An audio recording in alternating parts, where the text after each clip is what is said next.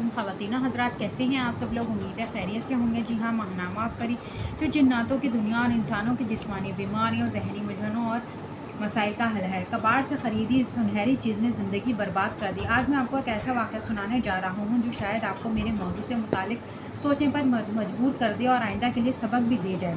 कभी कभी हम किसी चीज़ की ज़ाहिरी खूबसूरती से इतने मुतासिर हो जाते हैं कि ये सोचते हैं ही नहीं कि इसके पीछे क्या छुपा हो सकता है। मेरे साथ भी कुछ ऐसा ही हुआ। हमारे शहर के एक मशहूर बाज़ार जिसमें अक्सर नायाब और पुरानी अशिया दस्तियाब होती हैं, ख़ास तौर पर वो चीज़ें जो बैरून मुल्क से आती हैं। मुझे शुरू से पुरानी और नायाब चीज़ें रखने का शौक़ है। गुज़िश्ता साल रमज़ान से कुछ दिन पहले की बात है। मैं हस्बे मामूल बाज़ार गया तो वहाँ बाज़ार में एक दुकान पर एक छोटा सा सुनहरी अहराम का मॉडल मेरी तवज्जो का मरकज़ बन गया। यह अजीब दिलकश चमक रखता था। इस पर सुनहरी पानी चढ़ा था और महसूस होता था कि अंदर से शायद मिट्टी का है।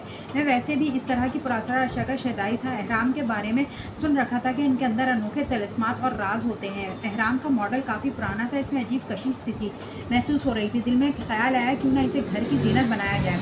मुमकिन है इसके तिलिस्माती असरात से नफ़ा हो। चुनाचा मैं उसे घर खरीद कर ले आया। शैम्पू से साफ़ करके धूप में रख दिया तो वो ऐसा दमकने लगा जैसे खालिस सोने का हो। दिल को बड़ी खुशी हुई, लेकिन ये खुशी ज़्यादा देर कायम ना रह सकी। जब भी मैं इस अहराम को हाथ में लेता एक बेचैनी और इज़्तिराब महसूस होता। शुरू में शायद मेरा ये वहम है, लेकिन फिर वो अलमारी जिसमें वो अहराम रखा था इससे अजब आवाज़ें आने शुरू हो गई, जैसे कोई अंदर से खटखटा रहा हो। घर में भी अजीब तब्दीलियाँ आने लगीं। लड़ाई झगड़े, नुकसान, जहनी परेशानी, बेसकूनी, जैसे कोई मनहूस साया छा गया हो। यहाँ तक कि नींद भी डरावने ख्वाबों में बदल गई।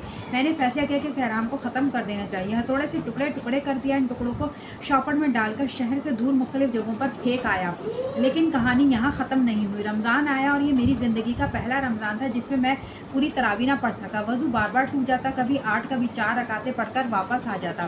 फिर ईद के दिन अचानक शदीद कै चक्कर और ब्लड प्रेशर का मसला पैदा हो गया। डॉक्टर के पास जाता तो सब कुछ नॉर्मल होता, लेकिन हालत बिगड़ती जाती थी। आखिरकार हमें यकीन हो गया कि मामला तिबी नहीं रूहानी है।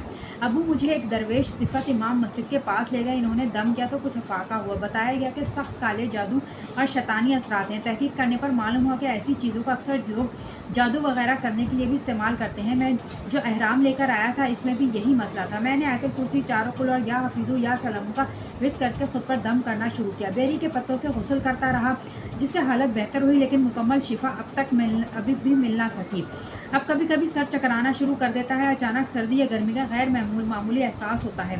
कारीन से यही दरख्वास्त करूँगा कि ऐसी चीज़ें ख़रीदते वक्त एहतियात करें। अगर बेवजह मजबूरी इस्तेमाल करना पड़े तो पहले हिफाजती अमाल जिनका तस्करा किया है वो चंद बार पढ़कर इस्तेमाल करें, ताकि मेरे साथ जो मामलात हुए इनसे आप महफूज रहें।